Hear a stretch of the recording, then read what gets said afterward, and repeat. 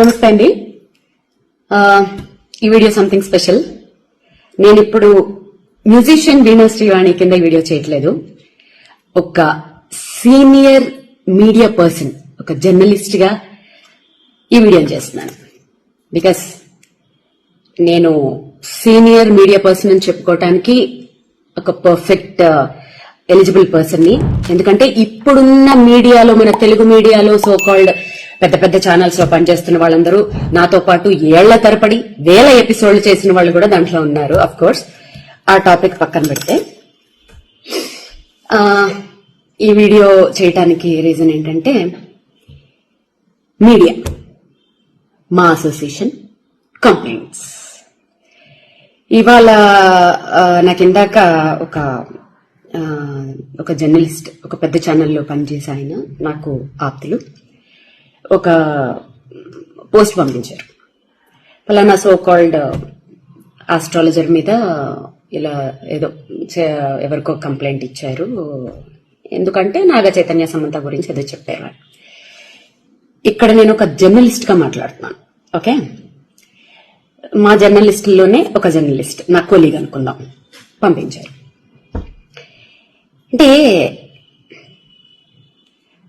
సరే, ఒక జ్యోతిష్యం చెప్పిన ఒక మనిషి మీద సో కాల్డ్ ఛానల్స్ గంటలు గంటలు మీటింగులు పెట్టేసి గంటలు గంటలు టైం స్పెండ్ చేసేసి అంత అవసరం ఏముందన్నది అర్థం కాలేదు. ఎందుకంటే మీడియా అనేది ఎంత పవర్ఫుల్ అండి. అసలు మీడియా అనేదానికి అసలు విలువ లేకుండా అయిపోయిందని అందరికీ తెలిసి ఒప్పుకోవద్దు. నేను ఇప్పుడేం కొత్తగా ఏం చెప్పక్కర్లేదు. కాకపోతే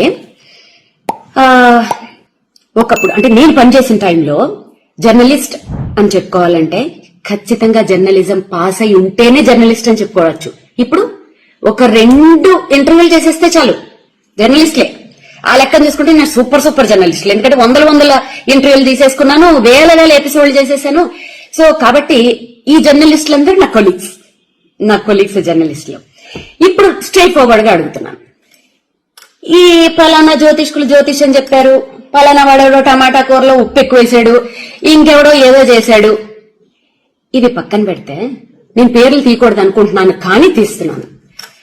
గత నెల రోజుల నుంచి ఈ సో కాల్డ్ ఛానల్స్ లో రాజ్ తరుణ్, లావణ్య, వీళ్ళిద్దరిని వీళ్ళ స్టోరీని కూర్చోపెట్టి ఛానల్స్ కి ఉన్న మినిమం నీకు రూల్స్ కూడా తెలియకుండా, ఒక బీప్ సౌండ్ లేకుండా, నువ్వు వాడితో పడుకున్నావు, నువ్వు దీంతో పడుకున్నావు, బూతులు బూతులు బూతులు బూతులు బూతులు.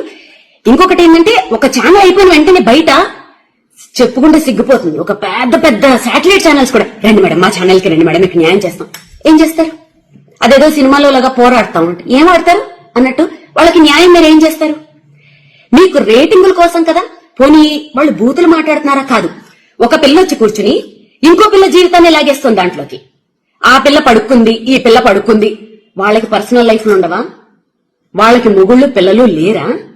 అప్పుడు ఏమయ్యాయి మీ మనోభావాలన్నీ? అంటే మీ మీద సో కాల్డ్ మా జర్నలిస్టుల మీదే ఎవరు కేసులు పెట్టేవాళ్ళు లేరా? ఉండరా?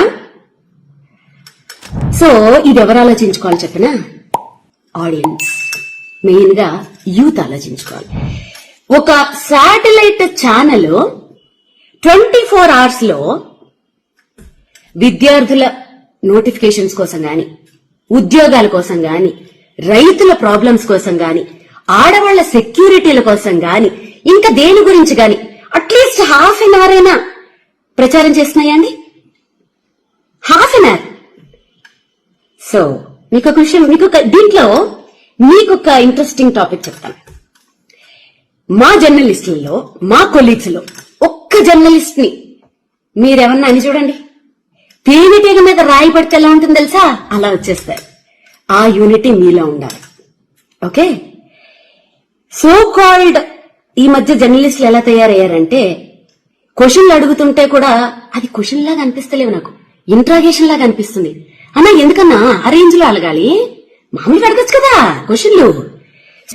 కొంతమంది న్యూస్ రీడింగ్స్ చదువుతుంటారు, వాళ్ళు న్యూస్ రీడ్ చేస్తున్నట్టు ఉండదు, ఫ్యాక్షన్ డైలాగులు చెప్తున్న ఫీలింగ్ వచ్చేస్తూ ఉంటుంది నాకు. సో ఇంకా ఏదైనా అసలు ఏ ఛానల్స్ అయినా ఒక సెలబ్రిటీని వదులుతుందా? అసలు నిజంగా వాస్తవానికి మాట్లాడుకుంటే ఈ సెలబ్రిటీలకు అసలు ప్రైవసీ లేకుండా చేస్తుంది ఎవరు? సోకాళ్ళు మనమే కదండి. వాళ్ళని ఒక ఎయిర్పోర్ట్లలో బతకనివ్వరు, వాళ్ళని ఒక కనీసం ఫ్యామిలీతో హోటల్కి వెళ్ళనివ్వరు, ఇంకెవరితోటన్నా వెళ్తే ఇంకా మంగళహారతే, వాళ్ళకి నచ్చిన డ్రెస్సులు వేసుకొనివ్వరు. ఎవరండి సెలబ్రిటీలకి అసలు ప్రైవసీ లేకుండా చేస్తుంది? సోకాల్డ్ మనమే కదా, మన జర్నలిస్టులు మిత్రులమే కదండి.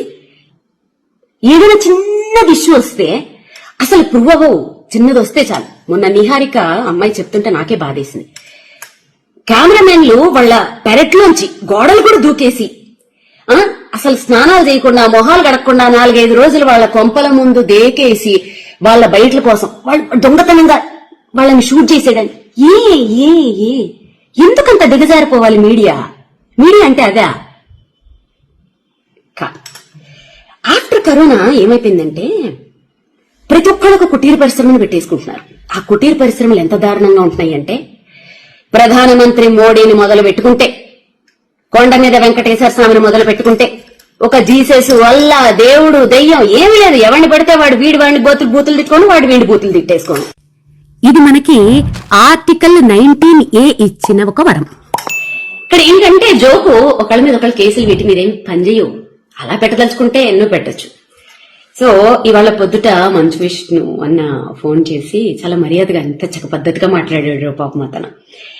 ఆ కల్చర్ బాగా నచ్చింది. అఫ్కోర్స్ విష్ణున్న ఒక పెద్ద హీరో కొడుకు గురించి ఒక జ్యోతిష్యం చెప్పాడని కేసులు పెడతామని వీళ్ళు పెడుతున్నారని చెప్పి మీ దగ్గరికి వచ్చిన జర్నలిస్టులని మీరేమడగాలి తెలుసా?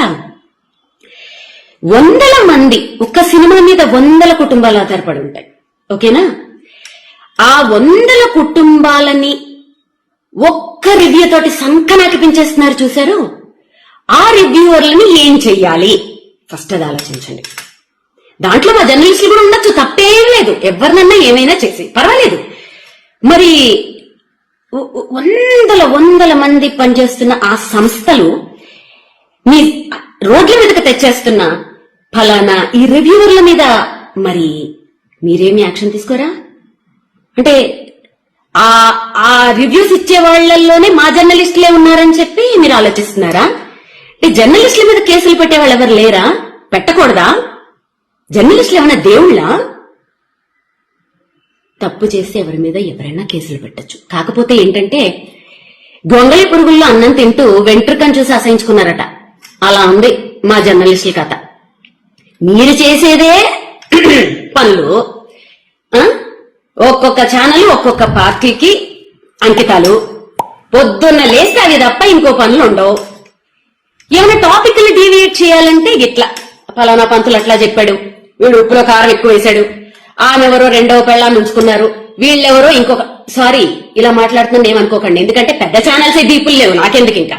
సో ఇంకెవరో ఇంకొక పొలిటీషియన్ ఎవరో 2వ భార్యను ఉంచుకున్నాడు. అబ్బా అబ్బా అబ్బా అబ్బా, ఇవి తప్ప మీడియా అంటే ఇదా? ఇంత దరిద్రమా?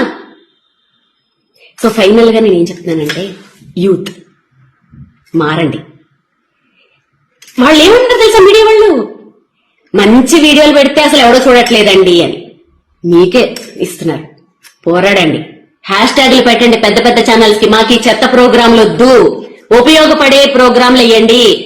మా లైఫ్ కి మా జీవితాలను నిలబెట్టే ప్రోగ్రాంలు, గవర్నమెంట్ ని ప్రశ్నించే ప్రోగ్రాంలు మీరు వేయండి. హ్యాష్ ట్యాగులు పెట్టి ఫైట్ చేయండి. మీరు ఫైట్ చేస్తే సాధించలేందా? తెలంగాణ అలా సంపాదించుకున్నది కాదా? ప్రతి రాష్ట్రంలోనూ అలాంటి సంపాదించుకున్నవి ఎన్ని లేవు? మీకోసం ఫైట్ చేయండి. ఎంటర్టైన్మెంట్ కావాలంటే మీ ఫ్యామిలీ మెంబర్స్ లో, మీ ఫ్రెండ్స్ లో వెతుక్కోండి. అంతేగాని మీడియాలో ఎంటర్టైన్మెంట్ కోసం మీ జీవితాలు నాశనం చేసుకోకండి. ఛానల్స్ ని ఎదిరించి ప్రశ్నించండి. ఓకే, మీరు ప్రశ్నించి మీరు సాధించిన రోజు మీ ముందు నిలబడి యాజ్ ఎ సీనియర్ జర్నలిస్ట్ నేనే ఫైట్ చేస్తా. ఈ జ్యోతిషాలు, పురోహితుళ్ళు అసలు ఇవన్నీ బ్యాన్. అసలు సోషల్ మీడియాలో చెప్పకూడదు. ఎవరైనా చెప్తే ఫస్ట్ నా మొగుడు కాదు, ఎవరు కాదు, ఫస్ట్ నేనే కేసు పెడతా. ఓకే, అసలు వీటికి నాంది పలికింది ఎవరు? మీడియా వాళ్లే కదా. 2009 నుంచి ఫలానా ఎవరైనా పెద్ద పొలిటీషియన్ హాస్పిటల్లో ఉంటే వాళ్ళు ఉంటారా పోతారా? ఒకవైపు జ్యోతిష్కులు, ఒకవైపు డాక్టర్లు. పలానా క్రికెట్ మ్యాచ్లు వస్తుంది, ఎవరు విన్ అవుతారు? ఓ పక్క జ్యోతిష్కులు, ఓ పక్క డాక్టర్లు. దాంట్లో ఫస్ట్ గా వేణుస్వామి ఉండాలి, లేకపోతే మళ్ళీ అది ఎవడో చూడడం. ఓకే, ఓ పలానా సినిమా, ఈ సినిమా హిట్ అవుతుందా కట్ అవుతుందా? ఓ పక్క డైరెక్టర్లు, ఓ పక్క జ్యోతిష్కులు. అసలు దీనికి నాంది పలికింది ఎవరు? సోకాల్డ్ 6 జర్నలిస్టులు, మన టీవీ ఛానల్సే కదండి. ఇప్పుడు ఎవరికి వాళ్ళకు టీవీ పరిశ్రమలు పెట్టుకుని ఓన్ గా చెప్పుకుంటూ ఉంటే మీకు నొప్పి వచ్చింది కదా. ఇక్కడ మారేది మారరు సోకాల్డ్ ఛానల్స్, సోకాల్డ్ రాత్రికి రాత్రి పుట్టుకొచ్చేసిన చుట్టుకు పుట్టుకు యూట్యూబ్ ఛానల్స్. మారాల్సింది ఆడియన్స్, మారాల్సింది యూత్. మీరు మారండి. మాకు ఈ దిక్కుమాలిన ప్రోగ్రాములు వద్దు, నేను చూడము అని చెప్పి హ్యాష్ ట్యాగులు పెట్టి ఫైట్ చేయండి. మీలో ఆ రిజల్యూషన్ వచ్చినప్పుడు అన్ని మారతాయి. అప్పుడు నేను కూడా మారతాను, నేను మీ ముందుకు కలిపి పోరాడతాను. ఓకేనా?